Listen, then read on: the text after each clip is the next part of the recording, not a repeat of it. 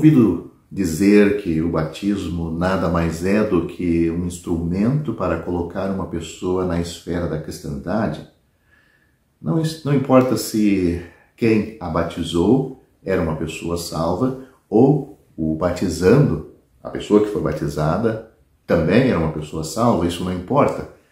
Desde que seja feito em nome do Pai, do Filho e do Espírito Santo, tudo estaria correto, pois a pessoa agora, esta pessoa que foi batizada, está na esfera da cristandade.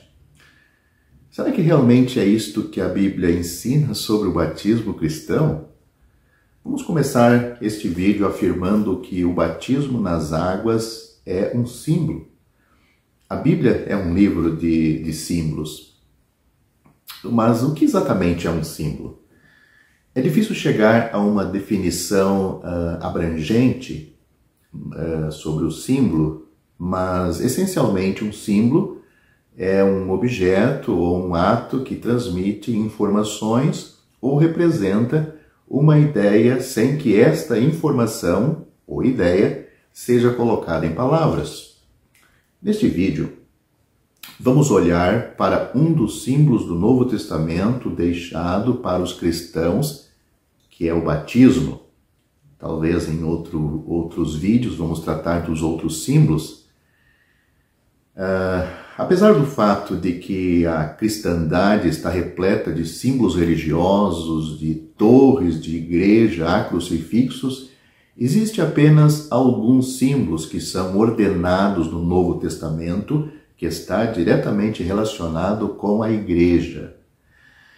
Eles são o batismo para os crentes, o pão e o vinho na ceia do Senhor e a cabeça coberta para as irmãs na hora das reuniões da igreja local. Isso está em contraste marcante com a profusão de símbolos que foram dados a Israel depois que eles deixaram o Egito.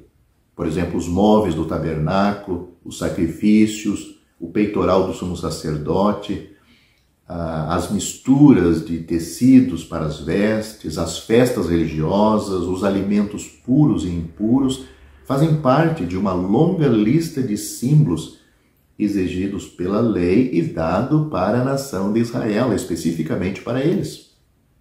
É interessante notar que antes da lei havia apenas um punhado de símbolos religiosos, por exemplo, a circuncisão. Nós encontramos isso em Gênesis capítulo 17, versículo 11, que foi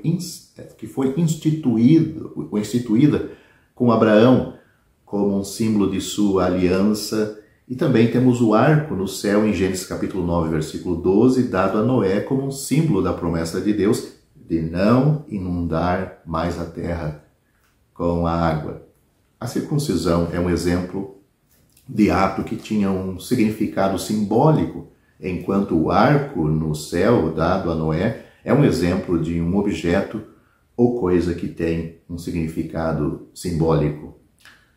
A ausência de símbolos no Novo Testamento está de acordo com uma verdade mais geral ensinada no Novo Testamento para a igreja, que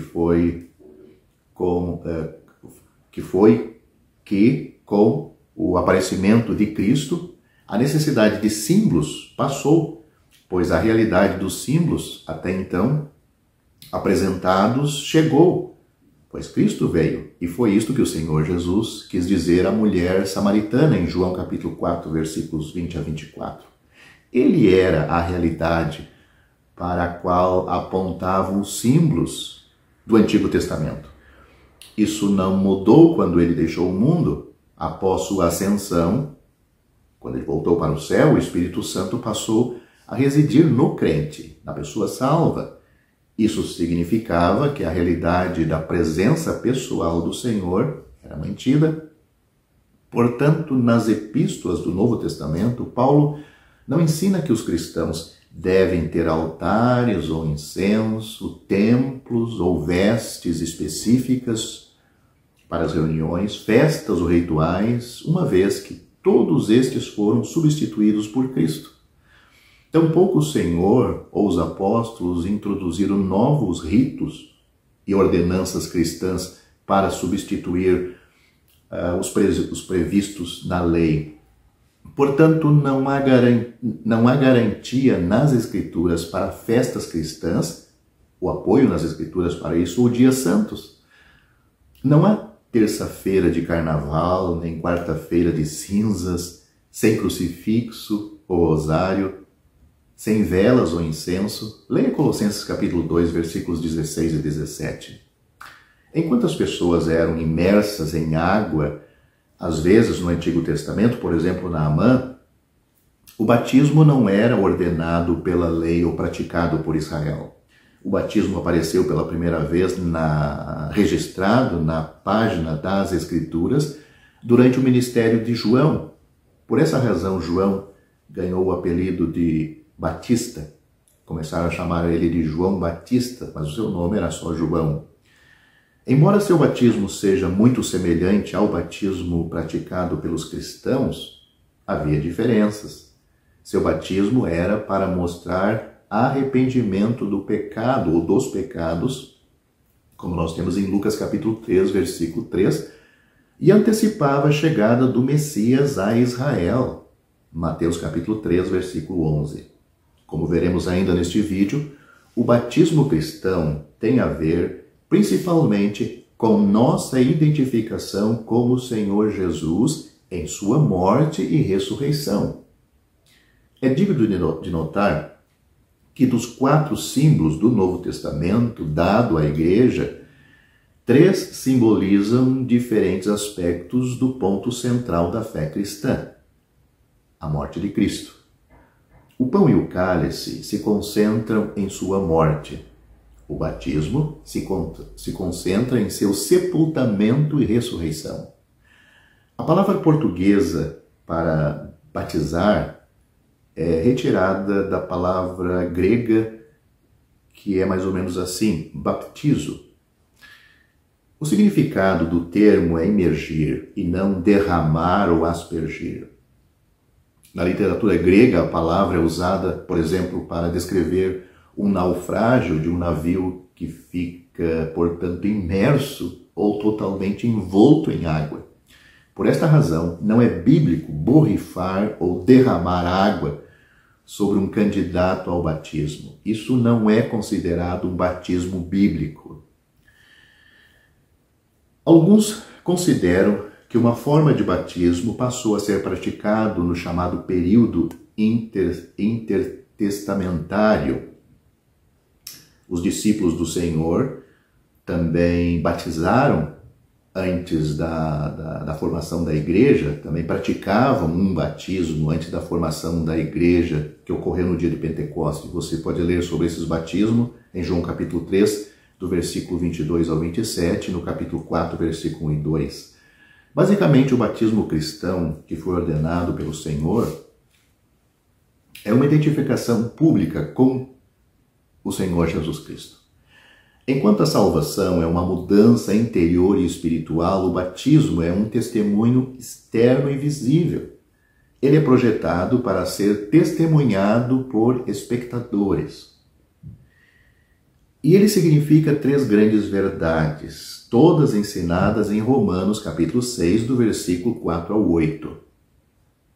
Primeiro, retrata a morte de Jesus pelos pecados do mundo, seu sepultamento subsequente e sua ressurreição triunfante. Portanto, batismo prefigura morte, sepultamento e ressurreição. Note o que está escrito em Romanos capítulo 6, versículo 4. De sorte que fomos sepultados com ele pelo batismo na morte, para que, como Cristo foi ressuscitado dentre os mortos pela glória do Pai, assim andemos nós também em novidade de vida. Em segundo lugar, o batismo é uma descrição da morte do crente para o pecado, o sepultamento do velho homem e uma ressurreição para andar em novidade de vida com Cristo.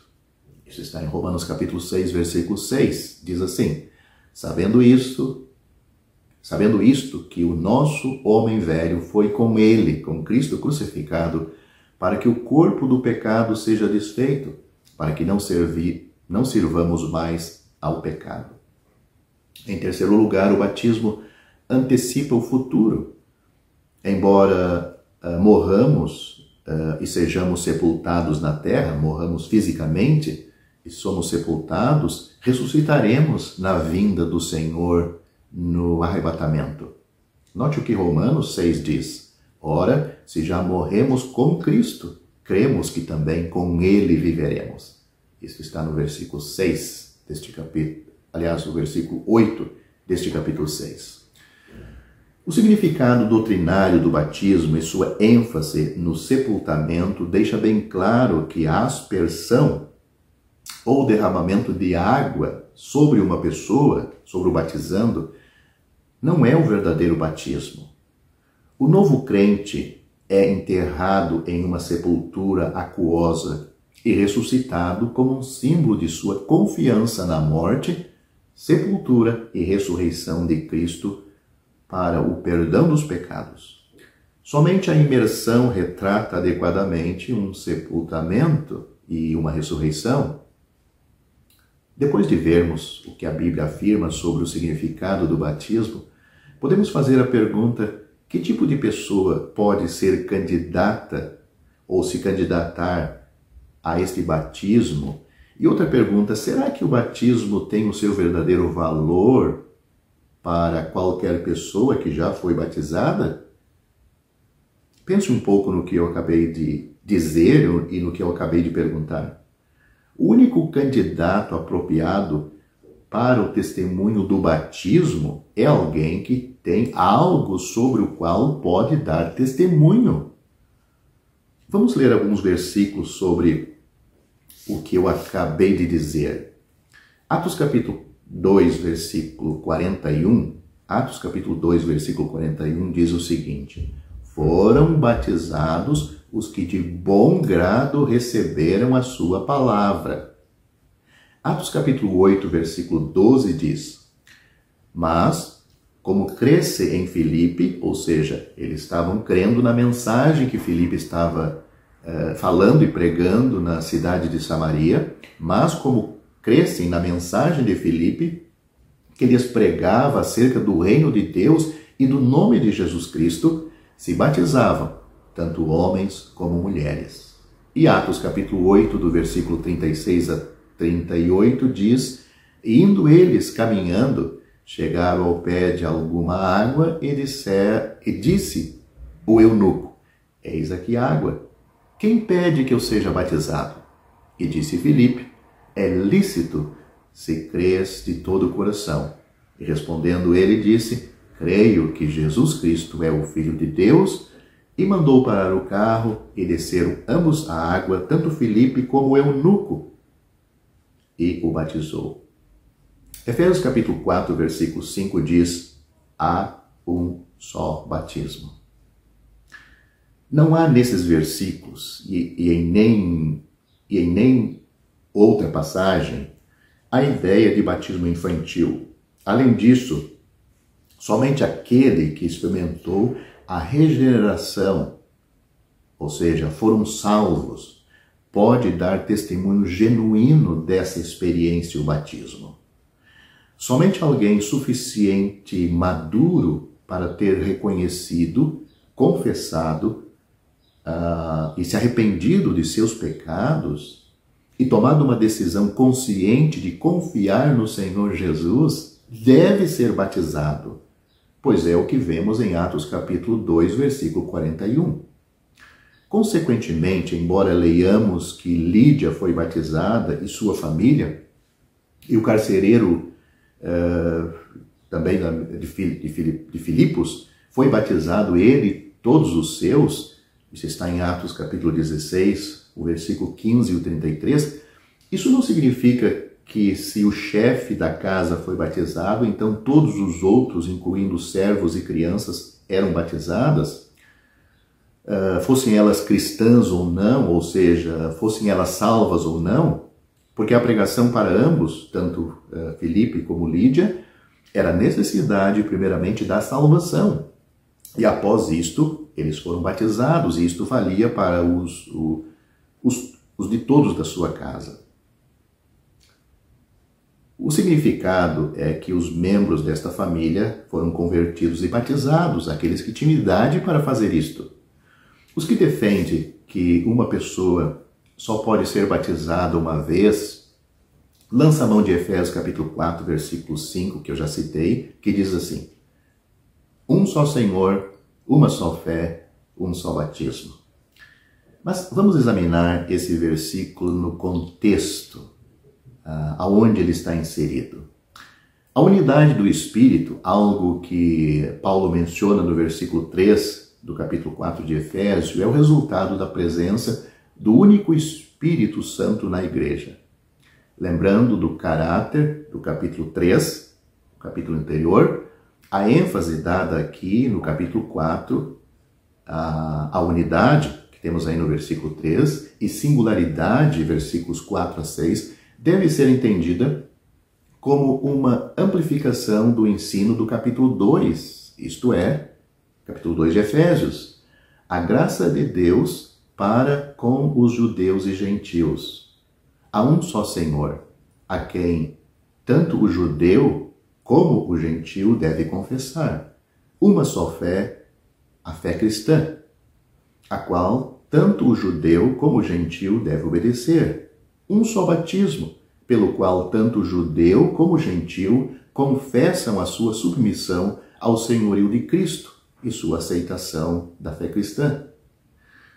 No versículo 6 deste capítulo 4 de Efésios, lemos que há um só Deus e Pai de todos, em termos de dispensacionalidade, em termos de disponibilidade, melhor dizendo, quer para judeu, quer para gentil, não mais exclusivamente só para os judeus, e também em contraste com as muitas divindades dos gentios, como nós temos 1 Coríntios capítulo 8, versículos 5 e 6, e diz o que é sobre todos, supremo e mais elevado do que todos e por todos, em questão de soberania, presciência e governo, e em todos, pois sua eminência vital e relacionamentos são para todos os cristãos, quer fosse anteriormente judeu ou gentil. Portanto, a expressão um só batismo, aqui em Efésios capítulo 4, não tem nada a ver de que uma pessoa só pode ser batizada uma vez, pois, como veremos ainda neste vídeo, o verdadeiro batismo só tem valor para uma pessoa genuinamente salva, que quando foi ministrado, e que também foi ministrado por uma pessoa salva o batismo.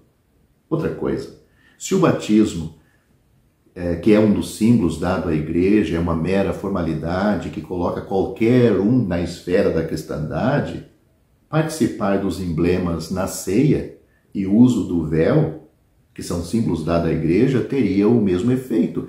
Mas acredito que ninguém aceitaria uma disparidade assim. Esses símbolos falam de realidades espirituais dadas à igreja para que possam ser utilizados como expressões de vivacidade, obediência e comunhão com o Senhor por cada pessoa verdadeiramente salva. Para as pessoas não salvas, mesmo que professam, isso não tem valor nenhum. O batismo é uma confissão pública de fé realizada por um novo crente que deseja ser obediente a Cristo, pois é isto que vemos na história singular do eunuco, que já mencionamos em Atos capítulo 8, está no versículo 35 a 38. Essa verdade geral e amplamente corroborada pela prática dos apóstolos, no livro dos Atos dos Apóstolos, onde o batismo invariavelmente ocorria logo após a conversão, é uma confirmação disto. No entanto, pode tornar-se óbvio ao pesquisador que alguns candidatos não devem ser batizados. Se o candidato não parece ser salvo, então o batismo deve ser recusado. Se o candidato não mostra nenhuma inclinação para abandonar um comportamento como vícios ou um estilo de vida como a coabitação imoral, que é inconsistente com as exigências da conversão e que teria ramificações para o testemunho O batismo não deve ocorrer nesses casos e com essas pessoas. Batismo não é uma evolução espiritual, não é uma evolução da salvação, destina-se a representar não apenas uma mudança de posição, conforme Romanos capítulo 6, versículo 8, mas uma mudança de vida, conforme Romanos capítulo 6, versículo 2. Dito isso, não devemos ser excessivamente céticos e devemos lembrar que os novos crentes precisam crescer na graça e no conhecimento de nosso Senhor Jesus, de nosso Senhor e Salvador Jesus Cristo, como afirma o apóstolo Pedro na sua segunda epístola, capítulo 3, versículo 18. Em particular, não há necessidade de grande compreensão do significado do batismo. Os convertidos que foram batizados no livro dos Atos dos Apóstolos tiveram pouco tempo para se familiarizar com a teologia do batismo. Deve-se notar, a este respeito, que onde as pessoas são salvas, onde nenhuma assembleia foi formada, não é necessário esperar que uma assembleia seja estabelecida antes que os convertidos sejam batizados. O batismo não é privilégio de uma assembleia. Frequentemente, nos Atos dos Apóstolos, os crentes eram batizados antes que uma igreja local fosse estabelecida em uma determinada cidade. Por exemplo, temos o caso de Lídia e o carcereiro Lídia e carcereiro, em Atos capítulo 16, eles moravam na cidade de Filipos.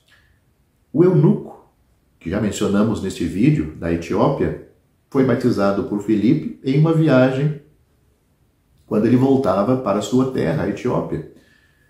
Nós já mencionamos, está em Atos capítulo 8, versículo 36. O batismo é uma mudança, aliás, melhor dizendo, sim, é o testemunho de uma mudança de vida, mas o batismo, que eu queria dizer, é um mandamento do Senhor, não uma opção da pessoa salva. Sem obediência ao Senhor, nenhuma pessoa real nenhum progresso real pode ser feito na fé cristã. Embora muitas denominações não considerem o batismo como pré-condição para ser membro, as assembleias geralmente consideram essencial, como nós temos registrado em Atos capítulo 2, versículo 43. Não ser batizado é ser desobediente a um dos requisitos mais elementares das Escrituras. Não há lugar em uma assembleia para alguém que se recusa a obedecer ao Senhor em assuntos essenciais.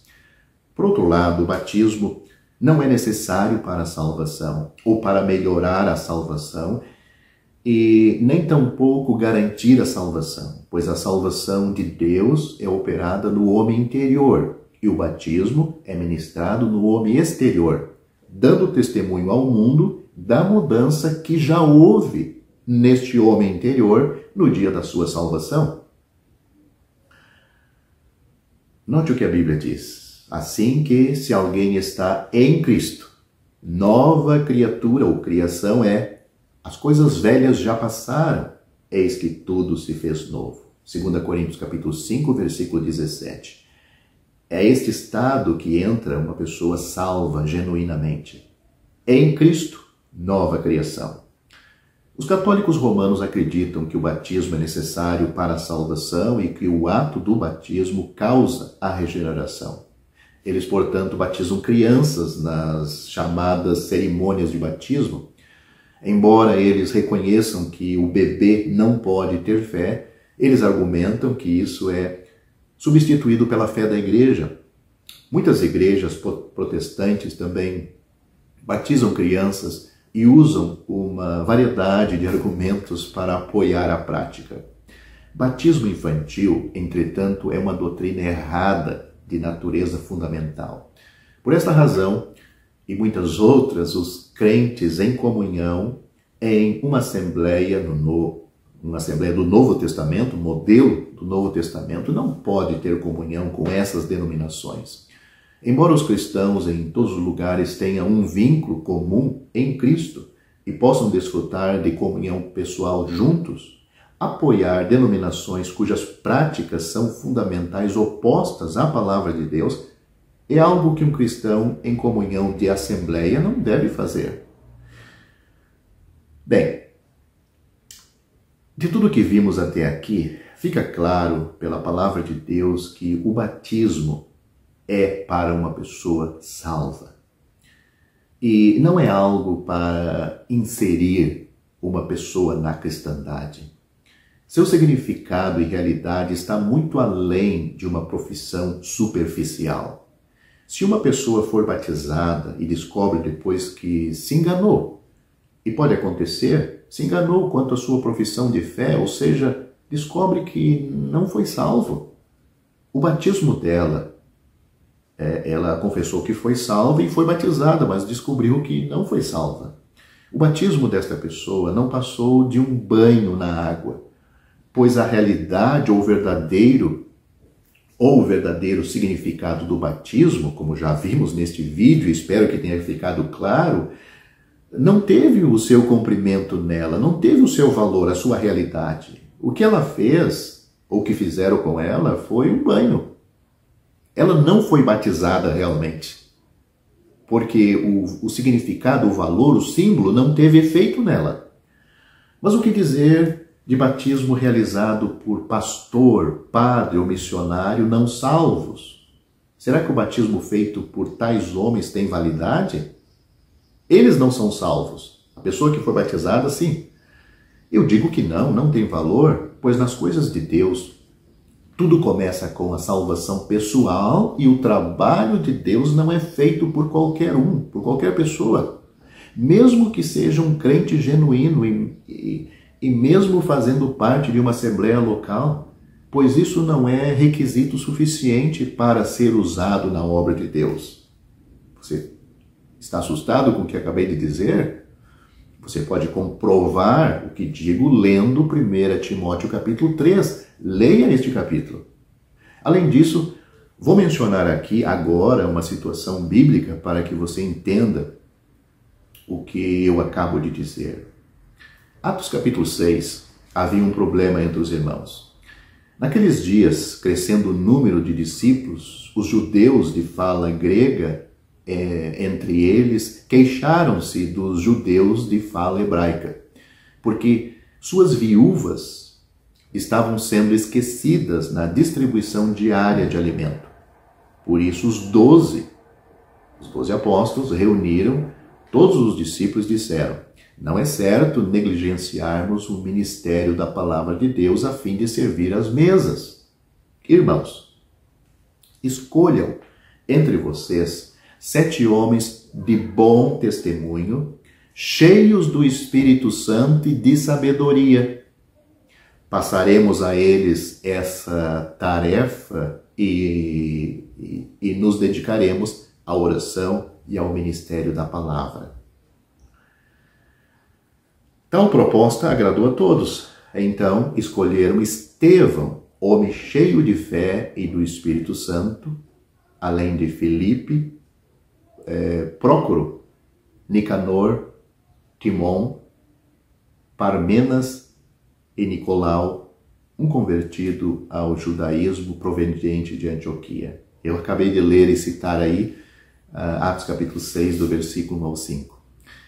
Neste incidente, aprendemos 2 coisas. Primeiro, que o problema que nós temos aí era entre as irmãs. Mas os apóstolos não deixaram o assunto nas mãos das irmãs para resolver o problema. Foram os irmãos que resolveram o problema. Preste atenção nisto. O segundo ponto, que é o que nos interessa, que temos aqui, mesmo que era aparentemente um serviço simples, servir as irmãs, entregar os alimentos para ela. Era um serviço simples de executar, aparentemente, servir a refeição para as irmãs. Foi exigido homens de bom testemunho, cheio do Espírito Santo e de sabedoria, e diz ali que então escolheram Estevão, homem cheio de fé e do Espírito Santo, e mais outros 6 irmãos. Portanto, vemos claramente que para servir a Deus não basta ser uma pessoa salva. Exige-se um padrão moral e espiritual que foi encontrado nestes 7 irmãos. Então você pode responder, será que tem valor um suposto batismo ministrado por um padre, um ministro, um pastor, ou seja lá quem for, que ele mesmo não é salvo? Batizou, podia ter batizado uma pessoa salva, mas será que tem valor? Note o que as Escrituras falam a respeito da importância do padrão espiritual que deve ter o crente, que mesmo pessoas salvas, não é qualquer um que pode fazer tudo na obra do Senhor.